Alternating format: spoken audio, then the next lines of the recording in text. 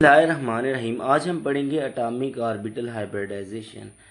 Atomic orbital hybridization क्या होती है? इसमें हमारे पास क्या होता है, एटॉमिक ऑर्बिटल्स जो होते हैं वो आपस में क्या होते हैं, मिक्सअप होते हैं। एटॉमिक ऑर्बिटल्स की मिक्सिंग होती है और वो आपस में मिक्सअप होके हमारे पास हाइब्रिडाइज्ड ऑर्बिटल में कन्वर्ट होते हैं, या हाइब्रिड ऑर्बिटल्स आप कह सकते हैं। अब ये इनमें दोनों में डिफरेंस क्या है और ये क्यों आपस में इस फॉर्म से इस फॉर्म में कन्वर्ट हो रहे हैं? सबसे पहले तो आपको पता होना चाहिए जो एटॉमिक ऑर्बिटल्स होते हैं उनकी शेप और एनर्जी डिफरेंट होती है, यानी डिफरेंट उनकी शेप है। हर ऑर्बिटल की अपनी शेप है और इसी तरह एनर्जी भी क्या है, वो भी हमारे पास डिफरेंट होती है। तो जब उन्होंने बॉन्ड बनाना है तो बॉन्ड बनाने के लिए उन्हें एक तो इसकी एनर्जी ज़्यादा होती है एटॉमिक ऑर्बिटल्स की, एक तो हमें उनकी एनर्जी कम करनी होती है और दूसरा काम हमें उनको सेम शेप में लेके जाना है ताकि एक एट अ टाइम बॉन्डिंग हो सके। तो डिफरेंट शेप और डिफरेंट एनर्जी के जो एटॉमिक ऑर्बिटल्स हैं हम उनको आपस में मिक्सअप करते हैं और हाइब्रिडाइज्ड ऑर्बिटल में कन्वर्ट करते हैं। और जो ये हाइब्रिड ऑर्बिटल्स हैं इनकी एनर्जी और शेप दोनों सेम होती हैं, सेम एनर्जी एंड शेप। और इस तरह आप इसको डिफाइन कैसे कर सकते हैं, mixing of atomic orbitals having different shape and different energy to form hybridized orbital of same energy and same shape is called atomic orbital hybridization. यानी इन फैक्ट आप कह सकते हैं कि ये जो मिक्सिंग है एटॉमिक ऑर्बिटल्स की, इससे हम क्या कह रहे हैं, इससे हम कह रहे हैं हाइब्रिडाइजेशन। इस प्रोसेस को हम हाइब्रिडाइजेशन कहते हैं। अब हाइब्रिडाइजेशन के बारे में आपने कुछ चीज़ें याद रखनी है। जिस तरह एक तो आपने याद रखना है कि ये with in single atom happen होती है, विद इन सिंगल एटम, एक ही एटम के अंदर ये सारा प्रोसेस हो रहा होता है, यानी एटॉमिक ऑर्बिटल्स मिल रहे होते हैं और हाइब्रिडाइज्ड ऑर्बिटल्स बन रहे होते हैं। और दूसरा इसमें यह है कि जितने एटॉमिक ऑर्बिटल्स मिलते हैं हाइब्रिडाइज्ड ऑर्बिटल भी उतने ही बनते हैं।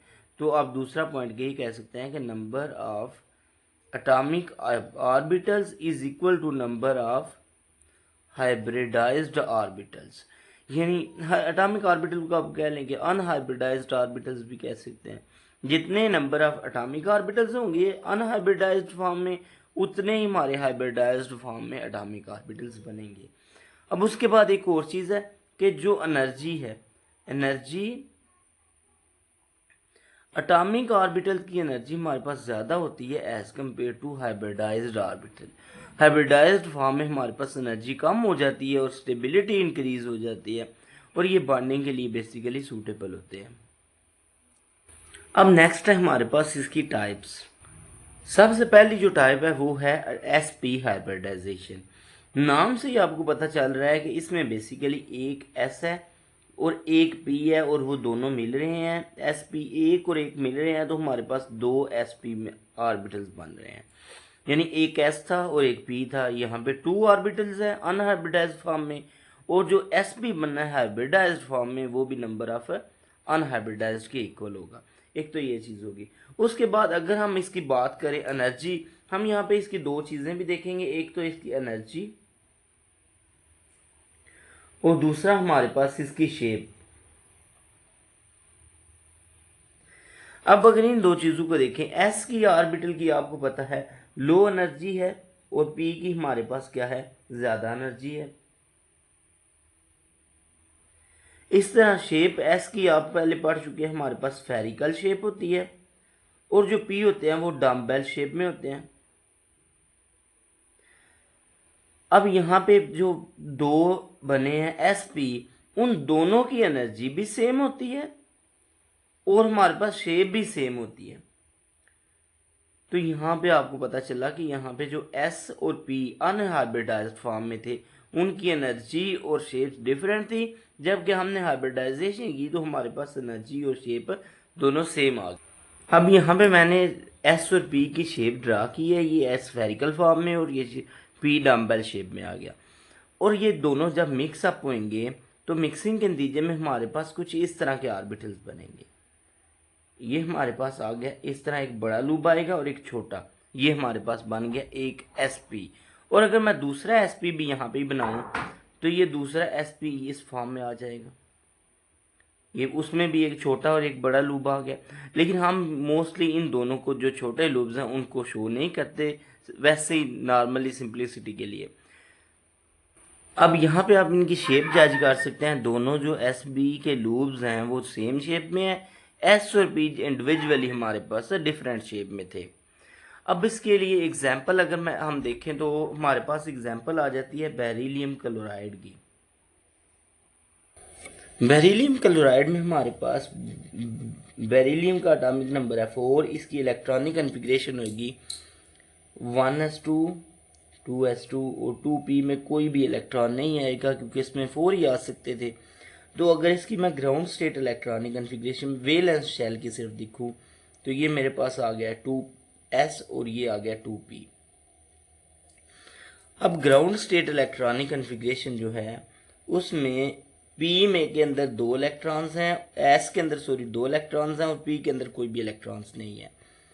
और जो एक्साइटेड स्टेट है, एक्साइटेड स्टेट में हमारे पास क्या होता है कि एक इलेक्ट्रॉन s से निकल के p में चला जाता है। तो एक्साइटेड स्टेट के लिए तो ऑर्बिटल से वही रहेंगे 2s और 2p। ये मेरे पास 2s है, ये 2px है, ये py है और ये pz है। अब यहाँ पे क्या होता है कि s में एक इलेक्ट्रॉन रह जाएगा और एक इलेक्ट्रॉन एक्साइट होके आगे चला जाएगा। अब यहाँ पे 2 डिफरेंट ऑर्बिटल्स में इलेक्ट्रॉन्स आ गए हैं। अब जो हाइब्रिडाइज्ड स्टेट है, हाइब्रिड ऑर्बिटल्स है, उसमें क्या होता है कि s और p दोनों मिलते हैं और ये मेरे पास 2 अलग-अलग ऑर्बिटल्स बन जाते हैं। अब यहाँ पे क्या हुआ, यहाँ पे s और p आपस में मिक्सअप हुए और एक इलेक्ट्रॉन यहाँ पे आ गया और ये एक इलेक्ट्रॉन यहाँ पे आ गया। अब ये 2s और 2p नहीं रहे, अब ये sp बन गया है और ये भी हमारे पास sp बन गया है। तो ये इस तरह हमारे पास क्या हो गया, इस हाइब्रिडाइज्ड फॉर्म में आ गए हैं।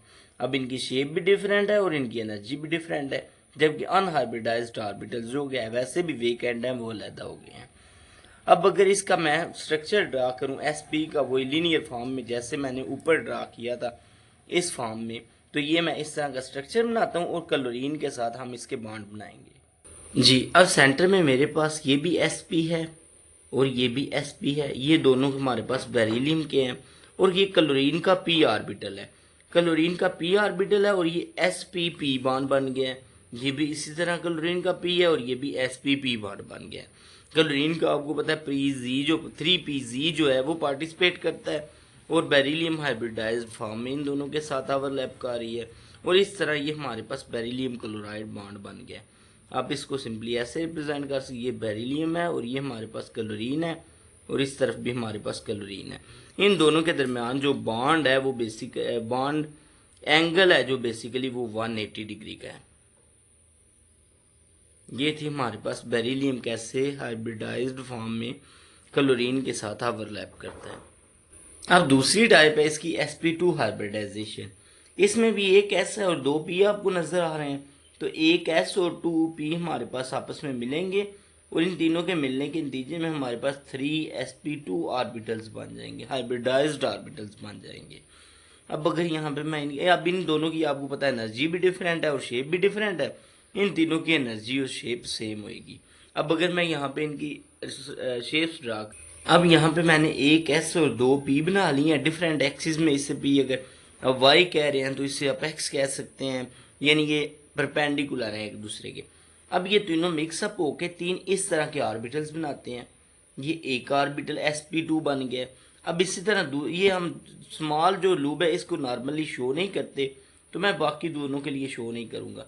ये at a maximum distance from each other है, एक दूसरे से इस तरह ट्राईगोनल प्लेनर फॉर्म में आप कह सकते हो, ट्राईगोनल प्लेनर फॉर्म में ये एक दूसरे के साथ ओवरलैप करके हाइब्रिडाइज्ड ऑर्बिटल्स की फॉर्म में मौजूद हैं।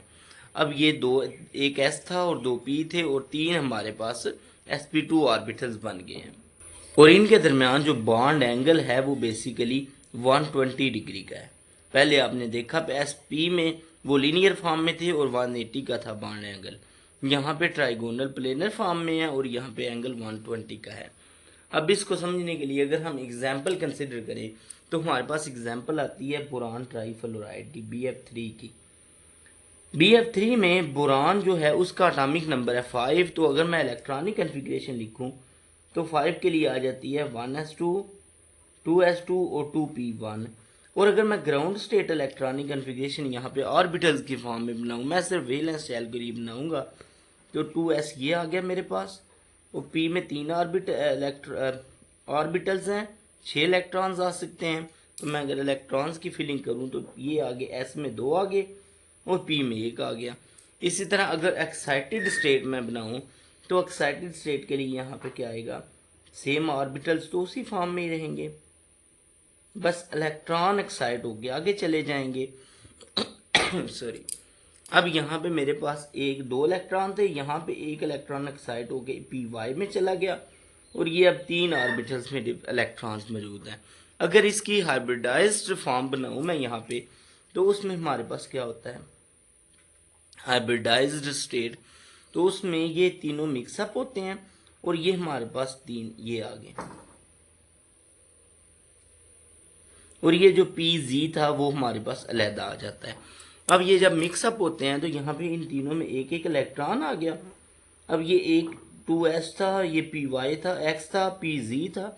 अब तीनों मिक्सअप हुए तो ये तीनों हमारे पास sp2 फॉर्म में आ गए। ये 3 sp2 हाइब्रिडाइज्ड ऑर्बिटल्स आ गए, जिस तरह हमारे पास इस शेप में आए हुए हैं। अब इसमें क्या होता है, फ्लोरीन है। फ्लोरीन को आपको पता है 9 एटॉमिक नंबर है। अगर मैं उसकी इलेक्ट्रॉनिक कन्फिग्रेशन यहाँ पे लिखूं तो फ्लोरीन है 9, तो वो बनेगी 1s2, 2s2, 2p5। अब यहाँ पे अगर मैं ये p के लिए ऑर्बिटल्स बनाऊं तो इसके जो ऑर्बिटल्स होंगे, इसमें 5 इलेक्ट्रॉन्स हैं, 1, 2, 3, 4 और 5। तो ये एक जो PZ है ये बेसिकली पेयरिंग में ओवरलैपिंग में पार्टिसिपेट करेगा। और एक फ्लोरीन के साथ 3 कारें हैं, तो मैं यहाँ पे इसकी सबसे पहले ट्राइगोनल फॉर्म में शेप बनाऊँ। ये मेरे पास ये आ गया बोरान ट्राइगोनल फॉर्म में।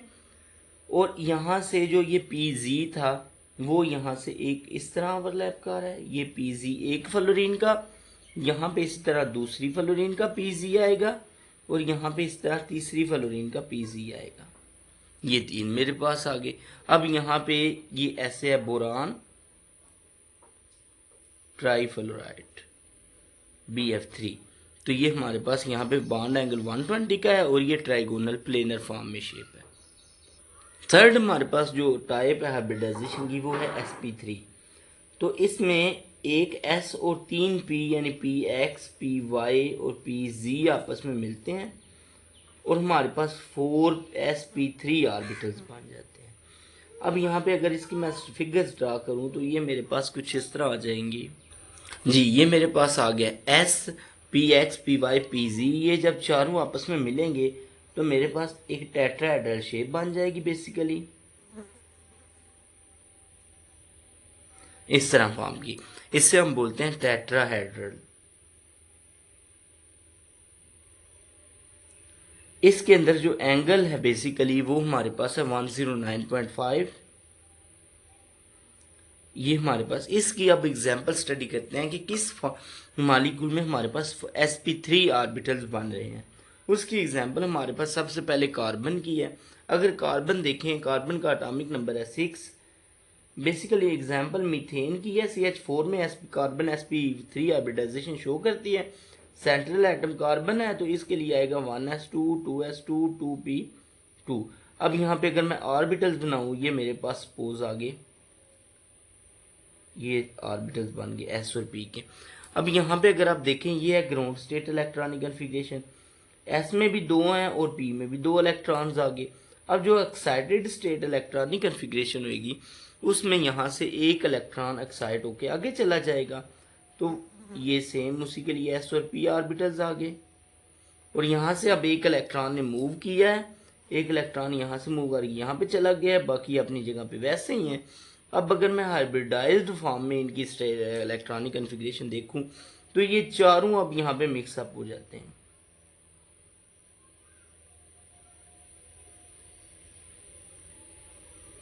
अब ये चारों जब यहाँ पे मिक्सअप होंगे तो ये मेरे पास आ गए चारों इलेक्ट्रॉन्स इनके अंदर, और ये अब चारों क्या है sp3 हैं। जो के ऊपर आपको टेट्राहेड्रल फॉर्म में नज़र आ रहे हैं। अब कार्बन है, हाइड्रोजन आपको पता है सिंपल हाइड्रोजन के जो इलेक्ट्रॉनिक कन्फिग्रेशन है, एक ही इलेक्ट्रॉन है और 1s की फॉर्म में वो वैसे मौजूद है स्फेरिकल फॉर्म में। जी ये मेरे पास सेंट्रल कार्बन आ गया इन हाइब्रिडाइज्ड फॉर्म टेट्राहेड्रल शेप में। अब यहाँ से हाइड्रोजन का एक 1s आएगा और ये अब sp3 है, तो ये हमारे पास sp3s बॉन्ड बन जाएगा, इसे हम बोलेंगे sp3s बॉन्ड बन गया।